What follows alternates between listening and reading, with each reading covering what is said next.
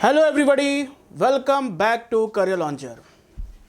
So this is me Praveen Choubey. आ गए हैं वीकली राउंड अप के साथ। हम लोग 1 वीक का इम्पॉर्टेंट न्यूज़ एनालिसिस करेंगे इस वीडियो में, जहां पर मैं 3 इम्पॉर्टेंट न्यूज़ आर्टिकल को चूज़ किया है जो आपके एग्ज़ाम पॉइंट ऑफ व्यू से काफ़ी इम्पॉर्टेंट है। आने वाले एग्ज़ाम जो भी हैं, in that exam this all topics are very important. So let's start this class. So what are the topics we will cover today? In today's class we'll cover a topic. First one, biocomputers. What is biocomputers? बहुत important है। biocomputers के बारे में हम लोग पढ़ेंगे। UPSC में या किसी भी एग्ज़ाम आप दे रहे हैं, स्पेशली सिविल सर्विसेज का हो, वहाँ पर बायोकम्प्यूटर्स को जानना बहुत इंपॉर्टेंट है। दूसरा हम लोग बात करेंगे निसार सैटेलाइट के बारे में। ओके, निसार सैटेलाइट क्या है, इसका क्या पर्पस क्या है, ऑब्जेक्टिव क्या है, इसके बारे में बात करेंगे। And the third most important one is H3N2 virus. H3N2 virus क्या है? ये 3 न्यूज़ आर्टिकल जो मैंने चूज़ किया है, ये तीनों ही कह सकते हैं साइंस एंड टेक्नोलॉजी के पार्ट से हैं। तो आपको पता है कि how science and technology is very important in UPSC exam, whether we talk about in prelims exam or in mains exam. Science and technology part is very important, as more than 12 to 14 questions will be from this topic.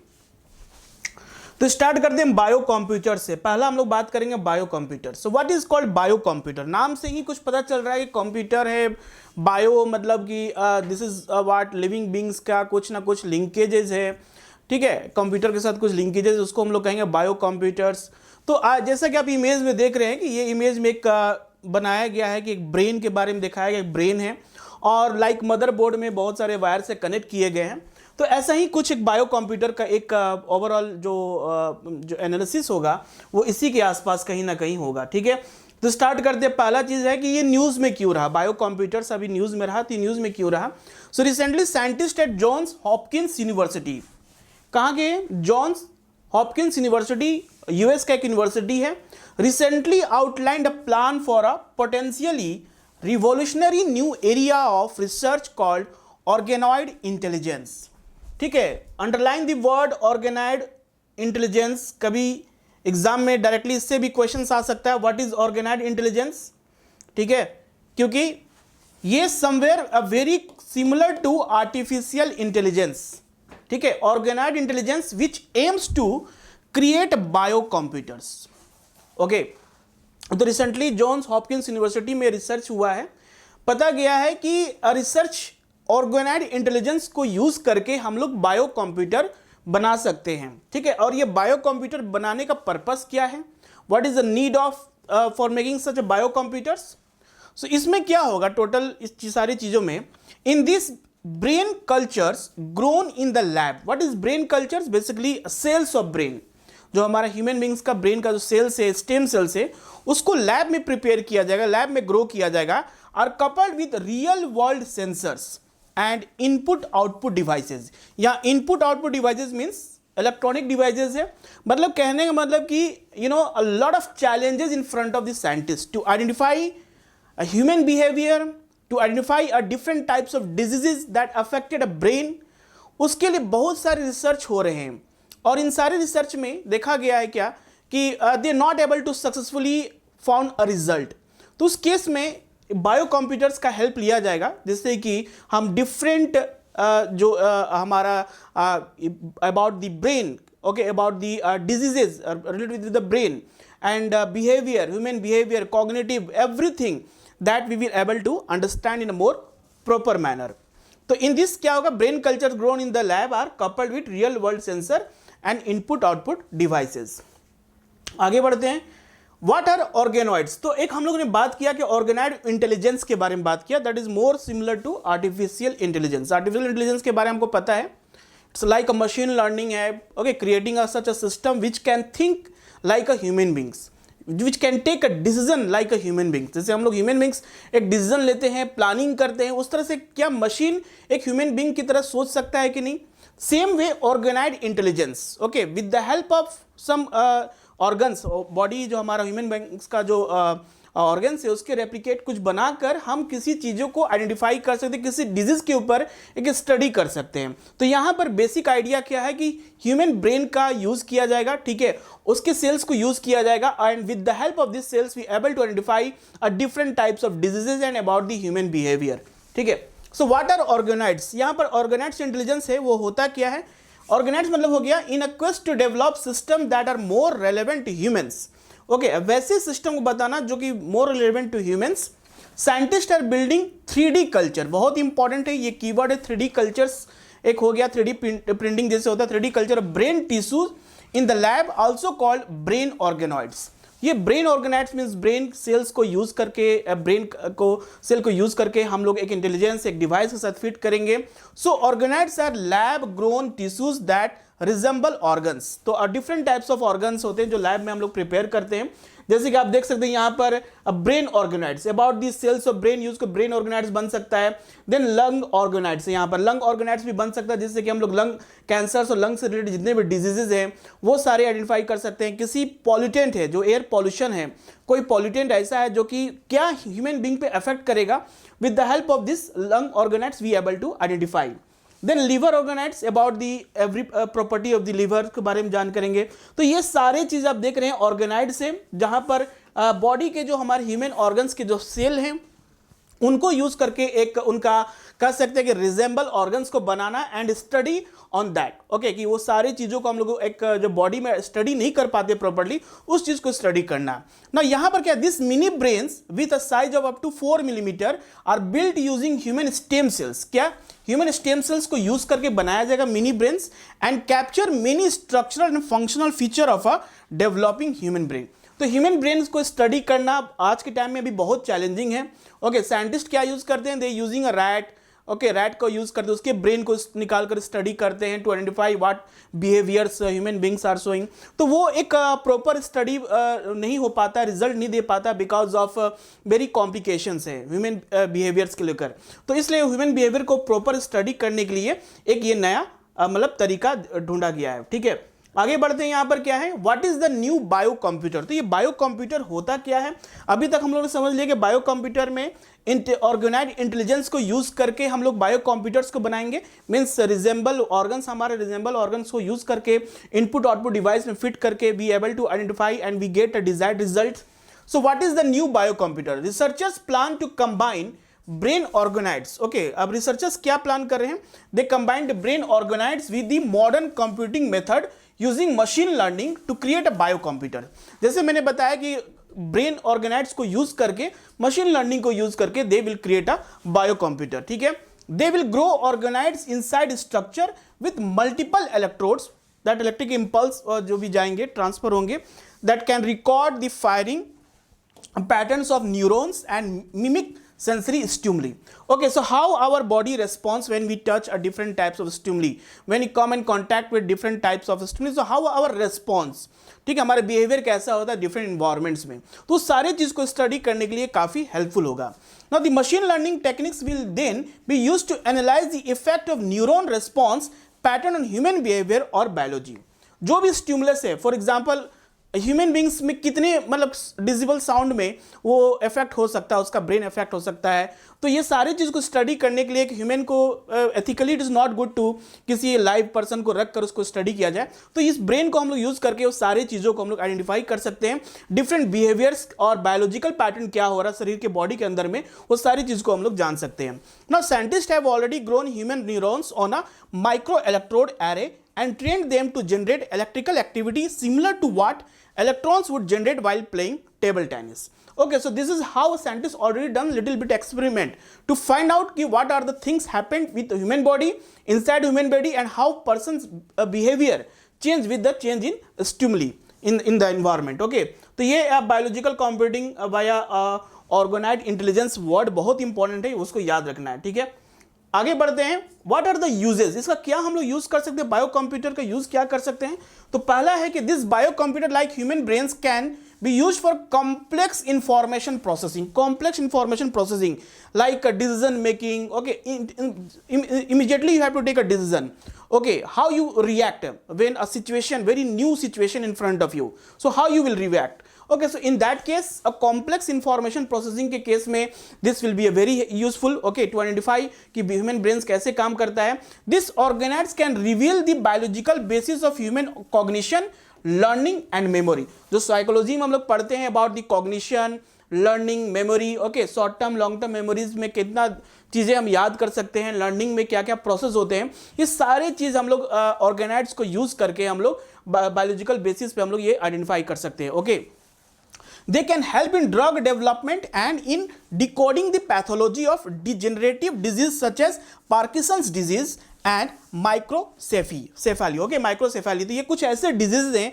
जहां पर आज भी scientist के लिए काफी challenging है. वो समझ में नहीं आता कि इसके लिए क्या मेडिसिन होना चाहिए, इसको किस तरह से ये ग्रो होता है, इसको डेवलप कैसे होता है, इसको कैसे रोका जाए, इसका क्या सिम्टम्स है. तो ये सारे जो कॉम्प्लेक्स डिजीजेज हैं उनको भी स्टडी करने के लिए this bio computer will be a very useful. तो ओवरऑल हम कह सकते हैं कि जो बायो कंप्यूटर है आज के टाइम में मेडिकल साइंस के लिए एक बहुत ही बड़ा कह सकते हैं कि एक रिवॉल्यूशन आने वाला है, जहां पर मेडिकल साइंटिस्ट को ये इजी होगा कि आइडेंटिफाई करने के लिए different body functions, behaviour. Psychology के फील्ड में भी ये काफी ये इंपॉर्टेंट होने वाला है to study a complex human behaviour by using this bio computer. Okay, now will move to the next our current affair topic, जिसको हम लोग बात करेंगे निसार सैटेलाइट के बारे में. ठीक है, ये भी काफी इंपॉर्टेंट है.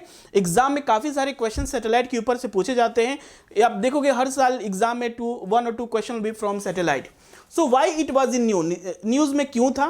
तो न्यूज में इसलिए था कि recently Indian space research organisation, ये इंडिया का रिसर्च ऑर्गेनाइजेशन है, स्पेस रिसर्च ऑर्गेनाइजेशन है, ISRO, has received the NISAR. Okay, NISAR को अभी रिसीव्ड किया है.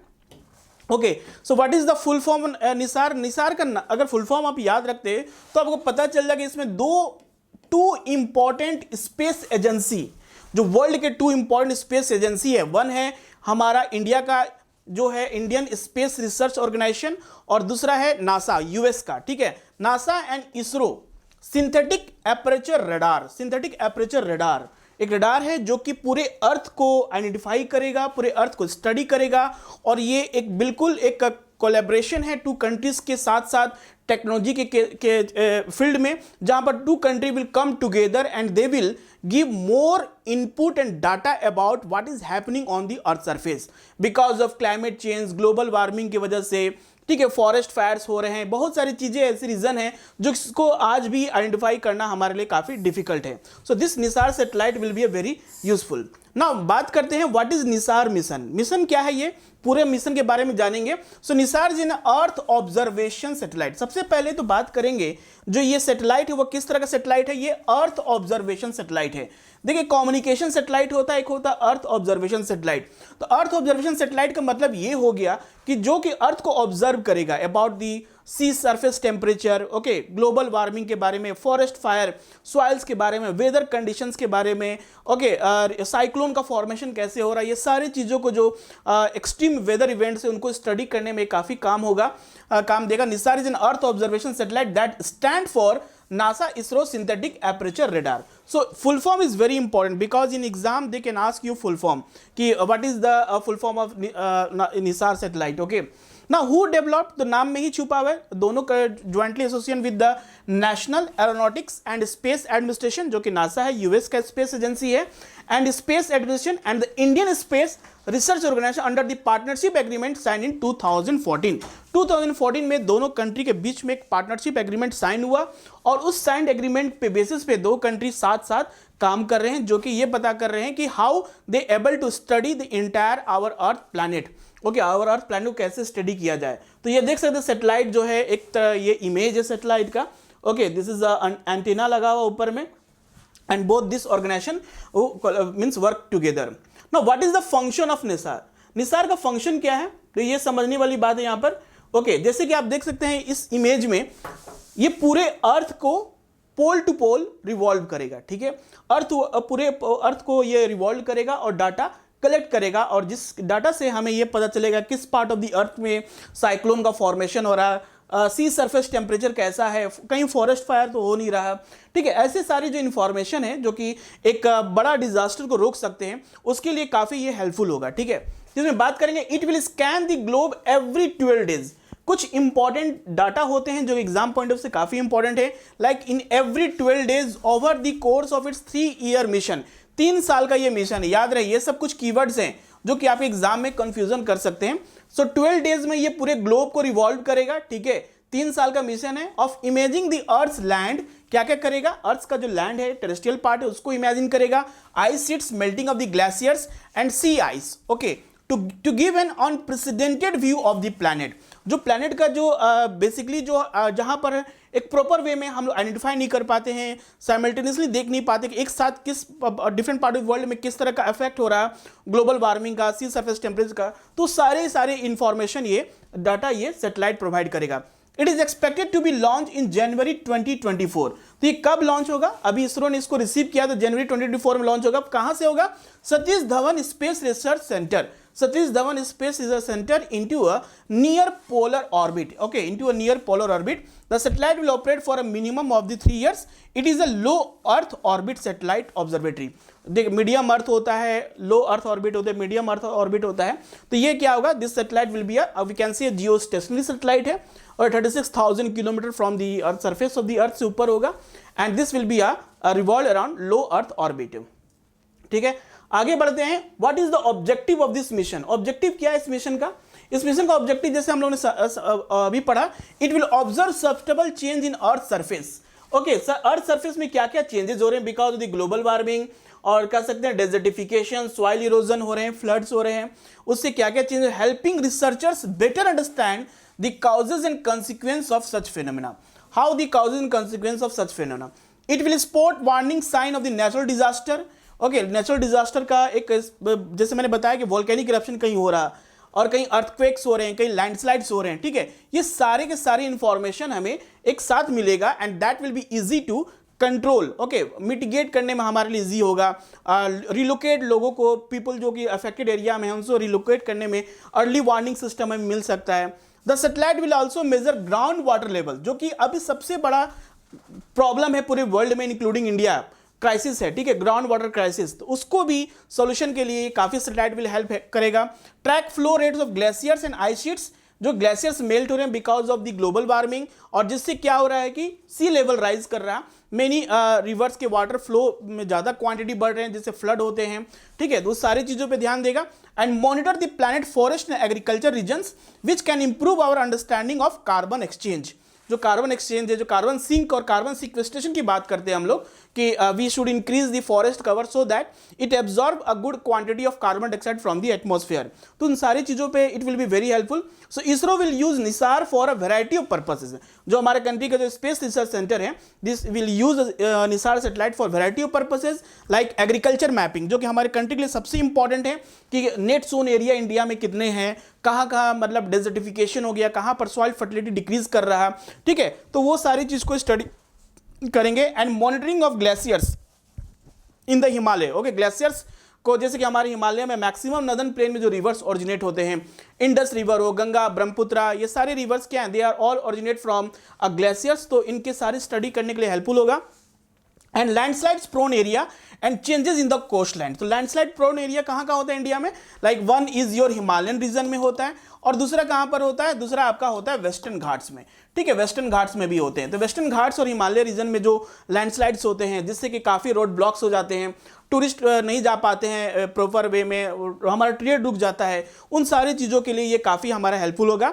It will also help in changes the coast line. जो कोस्ट लाइन चेंजेस हो रहे हैं उनको भी स्टडी करने में ये काफ़ी हेल्पफुल होगा निसार सैटेलाइट, ओके, ठीक है। तो थर्ड जो इंपॉर्टेंट न्यूज़ हमारा आज का है वो है H3N2 वायरस। तो आपको देखें कि काफ़ी सारे आज के टाइम में केसेस आ रहे हैं जहां पर लोगों को सर्दी बुखार हो रहे हैं, ठीक है, काफ़ी समय तक हो रहे हैं, लंबे समय तक हो रहे हैं, वो ठीक नहीं हो रहे हैं। तो recently Indian council of medical research ने कहा कि सारे के सारे जो इफेक्ट हो रहे हैं, ये जो स्प्रेड हो रहा है, ये बिकॉज ऑफ H3N2 वायरस। तो H3N2 वायरस काफ़ी न्यूज़ में आ रहा है, इसको हम लोग एक बार पढ़ लेते हैं कि ये है क्या, okay, and how this is exam point of view very important. So recently Indian council of medical research confirmed that the recent outbreak of respiratory illness, okay, recent outbreak of respiratory illness with symptom of cold है, ठीक है, ठंडा लग रहा, काफ़ी जुखाम हो रहा, काफ़ी खांसी है, फीवर है काफ़ी, is caused by the influenza subtype H3N2। so Indian council medical research ने कहा कि जो रिसेंटली जो भी रेस्पिरेटरी इलनेस हो रहे हैं like cold, sore throat, okay, fever, ये सारे के सारे किससे हो रहे हैं? इन्फ्लुएंजा वायरस है, जिसको H3N2 हम लोग कहते हैं, ठीक है। So there are 4 types of seasonal influenza virus like type A, B, C, D। जो टाइप A और B होते हैं ये सीजनल काफ़ी होते हैं, जो कि आप देखते हैं सीजनल वायरस होते हैं, तुरंत थोड़ा सा मौसम चेंज होता था, यू ऑल फिर फीवर हो जाता है, तो उस केस में A, B, C और D थोड़ा एज कंपेयर टू A और B से काफ़ी स्ट्रांग होता है। So influenza A and B virus circulate and cause seasonal epidemics of diseases, ठीक है, ये इंपॉर्टेंट न्यूज है, यहां पर इंपॉर्टेंट पॉइंट है seasonal epidemic disease, okay. So H3N2 के ऊपर हम लोग बात कर रहे हैं, अभी जो आउटब्रेक हुआ है। सो what is this H3N2 virus? H3N2 virus है क्या, ठीक है? It is a type of influenza virus. सबसे पहले तो इन्फ्लुएंजा वायरस है कॉल्ड इन्फ्लुएंजा ए वायरस, तो ये इन्फ्लुएंजा ए वायरस है, ठीक है। जैसे A, B, C, D हम लोग ने देखा था 4 टाइप्स के वायरस होते हैं, उसमें ये इन्फ्लुएंजा ए वायरस है, ठीक है, मतलब सीजनल एपिडेमिक्स के लिए आता है। It is a respiratory viral infection that causes illness every year. हर साल ये आता है, हर साल ये इस तरह के प्रॉब्लम्स आते हैं। दिस सब type of the influenza A virus was discovered in 1968 in humans. ये कब डिस्कवर्ड हुआ था? 1968 में डिस्कवर्ड हुआ था ह्यूमन बींग्स में। Now this virus derive from the type of protein strain of the influenza A virus haemagglutinin HA and neuraminidase, okay, neuraminidase, there is Na, so hemagglutinin and neuraminidase, okay, these are the some important protein strains है।